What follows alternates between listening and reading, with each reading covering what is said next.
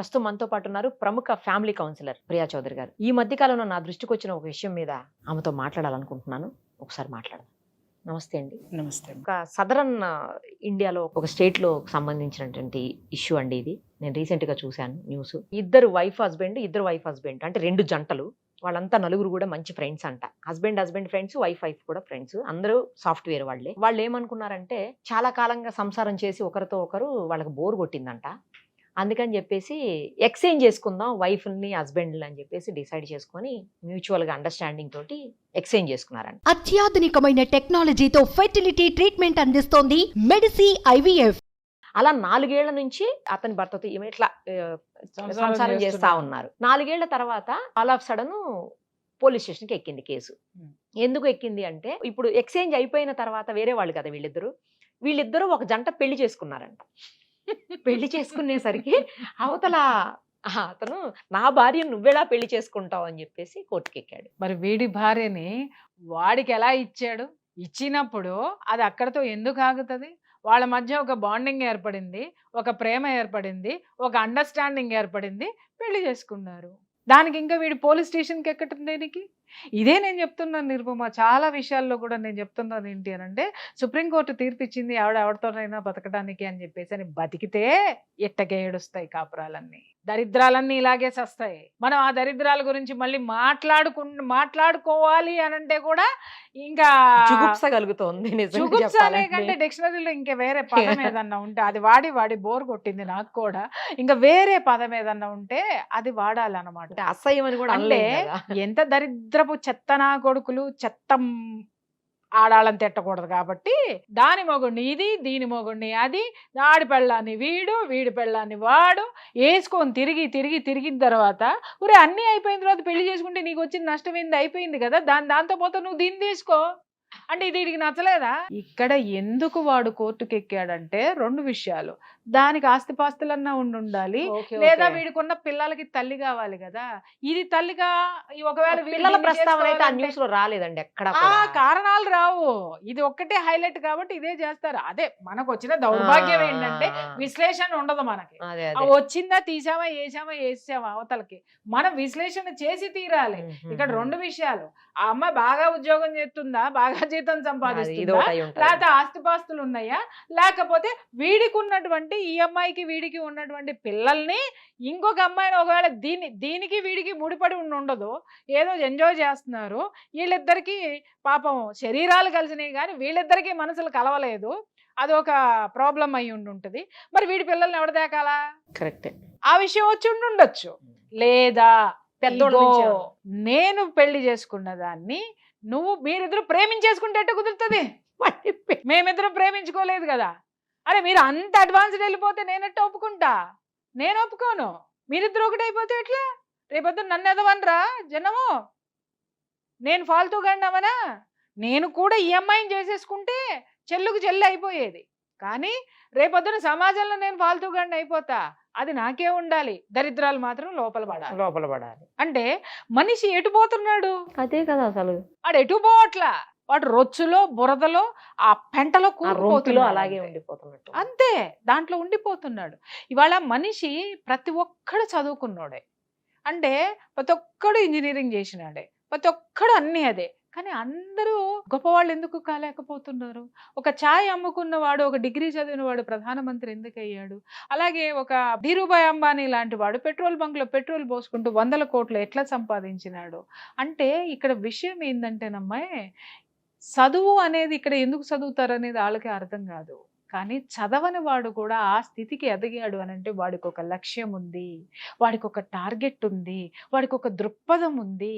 ఇది జీవితము, ఈ జన్మ ఎందుకుంది, జన్మ విలువ తెలిసినాడెవడు ఇట్లాంటి దరిద్రాలు ఎవడు చేయడం. అరే నేను ఇంత జన్మ తీసుకున్నాను, నేనేదో చేయడానికి నేను పుట్టాను. అది ఏంటి? ఒక కంపెనీలో సమర్థవంతమైన ఉద్యోగస్తుడివి కా, ఉద్యోగస్తురాలివి కా, ఒక మంచి మదర్ అవు, ఒక మంచి ఫాదర్ అవు. సరే మీరేమి సాధించలేకపోయారు, కానీ మీ బిడ్డలు సాధించవచ్చు కదా. వాళ్ళని ఆ స్థితిలో వాళ్ళని పెంచడానికి, వాళ్ళని సంరక్షించడానికి మీ యొక్క విలువల్ని కాపాడుకుంటే బాగుండేది కదా. ఈ విలువలు లేనటువంటి వలువలోడ తీసుకొని చేసే సంసారాలు ఇట్లాగే రోడ్డును పడతాయి, ఇంతే దరిద్రంగా కూడా ఉంటాయి. ఇట్లా మనం అనుకుంటా ఒకటే చూస్తున్నాం. ఇది కేవలం బయట మనం మాట్లాడుకునేది ఏంటి అని అంటే బయటకు వచ్చిన కేసులు, బయటకు వచ్చిన కేసులు ఎవరెవరితోనైనా తిరగచ్చండి అని మాట్లాడుకున్నా. రే మొండ మోపుల్లారా, తిరిగిన తర్వాత ఏమవుతుందంటే ఇట్టగా అవుతున్నారా, తెలిసింది ఒకటే. కానీ తెలియని ఎన్నున్నాయో చెప్తే కడుపులో తిప్పేసి వాంతికి వస్తుంది ఒక్కొక్కడికి, తిరిగేటోడికి తిరిగేదానికి కూడా. అది తెలుసుకోండి ఫస్ట్. కానీ అసలు నాకు ఇంకో డౌట్ ఏంటంటే ఈ కేసులు అండి, ఆ లేడీస్ ఎలా ఒప్పుకున్నారు? ఒకవేళ వాళ్ళు వెదవలు ఏదో అన్నారు అనుకోండి, వాళ్ళు ఎట్లా ఒప్పుకున్నారు అసలు లేడీస్? బాగుంది. వదిలేయాలి కదా, నీకు వంకాయ కూర ఇష్టము, నాకు వంకాయ కూర ఇష్టము, ఇద్దరం కలిపి ఒకటే ప్లేట్ ఒకటే వంకాయ కూర షేర్ చేసుకుంటున్నాం. నేను తిరిగిపోద్దానే, వాడు తిరిగిపోతాడే. నాకు ఇంకొక టేస్ట్ కావాలి, నీకు ఇంకో టేస్ట్ కావాలి, వాడికి కావాలి, వీడికి కావాలి. చలో అమాయకంగా క్వశ్చన్లు వేస్తావు. అంటే అసలు లేడీస్ ఎట్లా ఒప్పుకుంటారు అనేది ఒప్పుకోరు కదా. అవసరమైతే డైవర్స్ ఇచ్చిపోతారు. ఏంట్రా నువ్వు చాలా చాలా చాలా నువ్వు ఎమోషనల్ గా ఉన్నట్టున్నావు. కాస్త ప్రపంచాన్ని పొద్దున్నే బ్రష్ చేసుకుంటున్న తర్వాత కాస్త ప్రపంచాన్ని చూడటం నేర్చుకోమ్మా. మరి ఇలాంటి ప్రపంచాన్ని నేను చూడదలుచుకోలేదు. నిరుపమ అనేది సుమన్ టీవీ లోగో తీసి పక్కన పెట్టి ఫస్ట్ ఒకసారి అలా ప్రపంచంలోకి వెళ్ళి చూసేసి వస్తే, దరిద్రాలు చూసేసి వస్తే బోల్డ్ అనేది. ఓయో రూములు ఇప్పుడు 11 ఏళ్ల పిల్లయి చూసావు, అక్కడ దాకేందుకు ఓయో రూముల్లో రిసెప్షనిస్ట్ గా పని చేసిరావు, ఒక 4 రోజులు చేసిరా చాలు. ప్రపంచం బాగా బోధపడుతుంది. వద్దండి క్వశ్చన్లు అప్పుడు నువ్వేయో నేనేస్తా. అదేంటి నిరుపమా ఇలాగా ఏంట్రా, ఏంటి ఇలా చెప్తున్నా అని అప్పుడు నేను అడగాలి, నువ్వు చెప్పు. నాకు అప్పుడు అక్కడ రిసెప్షనిస్ట్ పోస్ట్ కావాలంటే నాకు ఒక గన్నుకి లైసెన్స్ కూడా ఇచ్చి పంపించాలి. అంత అవసరం అది నీకెందుకు, ఆధారిద్రాలు నీకెందుకు, ఆడవాడు ఎట్టబోతే నీకెందుకు, నీ జీతం నీకు. అలాంటి చండాలన్నీ నువ్వు చూసావా, వాడికి ఎందుకు, నువ్వు చూసావా చూడలేదా అన్న సంగతి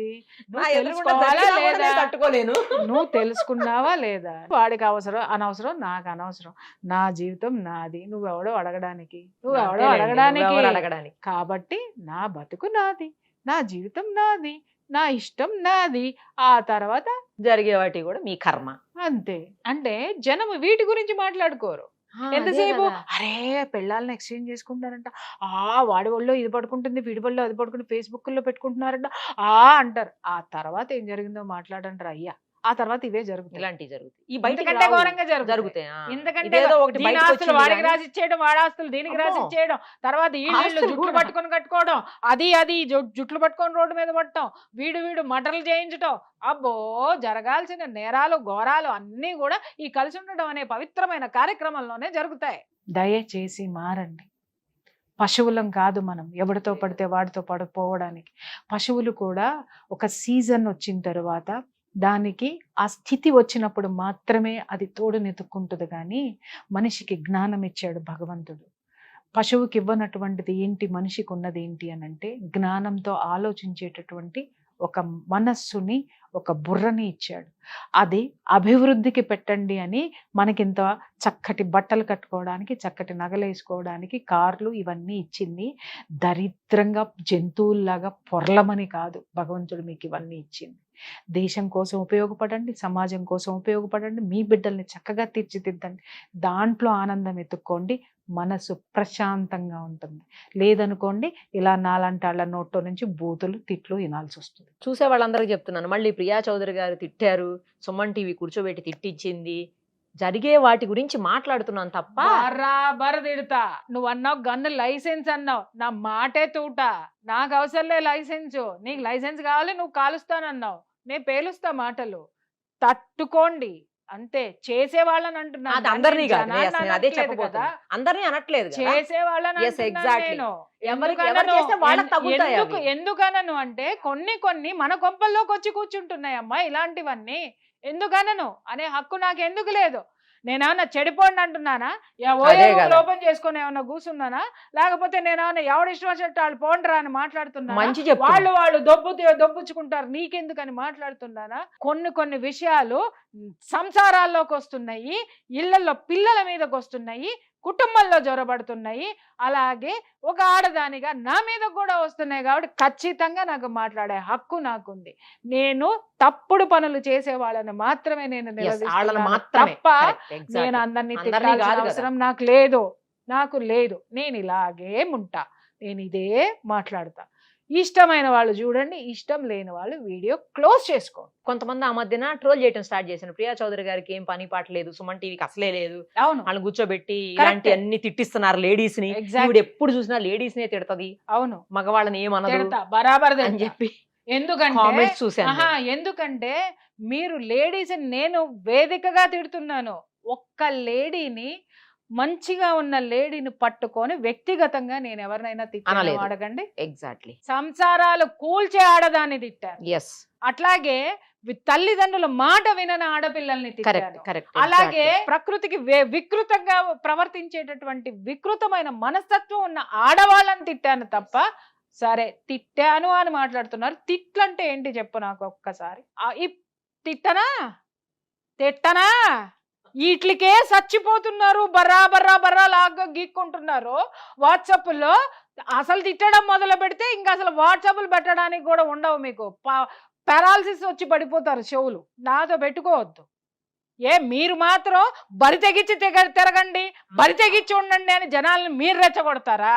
అడిగే హక్కు నాకు లేదా? ఖచ్చితంగా అడుగుతా, ఖచ్చితంగా మాట్లాడతా. నాకు నచ్చింది నేను మాట్లాడతా, అలాగే నాకు నచ్చింది నేను చేస్తా. మీరు అంటున్నారు కదా ఎవరికి నచ్చింది వాడు చేసుకోవచ్చు అని, మీరేగా మాట్లాడుతున్నారు. అదే నేను చేస్తున్నా. మరి ఎందుకు యాక్సెప్ట్ చేయరు? ఎందుకంటే మీకు మింగుడు పడట్లేదు. అలాగే మీరు చేసేవి కూడా నాకు మింగుడు పడట్లేదు కాబట్టే నా నోట్లో నుంచి ఇవన్నీ వస్తున్నాయి. Be careful. కరెక్ట్ గా చెప్పారు. ఎవరికి అవి తగులుతాయో వాళ్ళకి తగులుతాయి, అందరికి ఎందుకు తగులుతున్నాయి అనేది నాకు అర్థం కాలేదు. అందరికీ తగలటలు అందరూ వాళ్ళే, మెసేజ్లు పెట్టిన వాళ్ళందరూ వాళ్ళే కాబట్టి పెట్టారు, తగిలినాయి కాబట్టి పెట్టారు. ఆ తర్వాత మారాలనుకున్న వాళ్ళు మళ్ళీ వాళ్ళకి ధైర్యం వచ్చినప్పుడు మళ్ళీ నా వీడియోలే చూసుకునే వాళ్ళు బోల్డ్ మంది ఉన్నారు. అలా చెప్పిన వాళ్ళు బోల్డ్ మంది ఉన్నారు. అవునా? ఏమండి మీరంటే అసలు మొదట్లో మాకు అసలు పడదండి, నచ్చేది కాదు. కానీ మీ వీడియోలు చూసిన తర్వాత నాకు కష్టం వచ్చినప్పుడు మీ వీడియోలు నన్ను నిలబెట్టి నేను ఒక మనిషిగా నిలబడ్డాను చెప్పిన వాళ్ళు ఇదిగో నా నెత్తి మీద ఎంత బొచ్చుందో అంతమంది ఉన్నారు. మరి మంచిదే కదా అది. ఎవరికి తెలుసు? ఒక నలుగురు పెట్టంగానే మనం మైనస్ అవుతామా? నలుగురు పెట్టంగానే మనం ఇదవుతామా? నేను నిజంగా తిట్టేదాన్ని అయితే ఇన్ని సంవత్సరాల అప్రతిహంగా నేను మీడియాలో ఉండగలనా? నేను కూడా పిలవం కదా. అదే అంటున్నా, నేను ఉండగలనా? నన్ను ఉంచేటోళ్ళ చెప్తున్నారు కాబట్టి మరి కొన్ని సందర్భాల్లో తెలియకపోవచ్చు. వాళ్ళకి ఏం తెలుసు? వాళ్ళు మూసగా ఒక ఇజాన్ని పట్టుకొని వాడు ఏం చేసినా అపోజిట్ గా పోవడమే, వ్యతిరేకంగా పోవడం అనేది ఊరందరిది ఒక దారి అయితే ఉలిపి కట్టిది ఒక దారి అన్నట్టుగా అందరూ ధర్మంగా బ్రతకండి అని అంటే ఎందుకు ధర్మంగా బ్రతకాలి అని నువ్వు మాట్లాడుతుంటే, నా దేశ ధర్మాన్ని కాపాడుకోవడం కోసం, నా స్త్రీ యొక్క అస్తిత్వాన్ని కాపాడటం కోసం నేను నా తోటి స్త్రీలను హెచ్చరించే తీరుతా. ఒక మదర్ లాగా హెచ్చరిస్తా, ఒక సిస్టర్ లాగా హెచ్చరిస్తా, ఒక చెల్లిలాగా హెచ్చరిస్తా, ఒక అమ్మలాగా హెచ్చరిస్తా, ఖచ్చితంగా ఒక మహిళలాగా హెచ్చరిస్తా. ఖచ్చితంగా హెచ్చరించి తీరేదే. ప్రశ్నించేవాడు లేకపోతే ఇక్కడ సమాజం ఎప్పుడు మారాలి? మారింది. నా వల్ల సమాజం చాలా మారింది, గర్వంగా చెప్పుకోగలను నేను.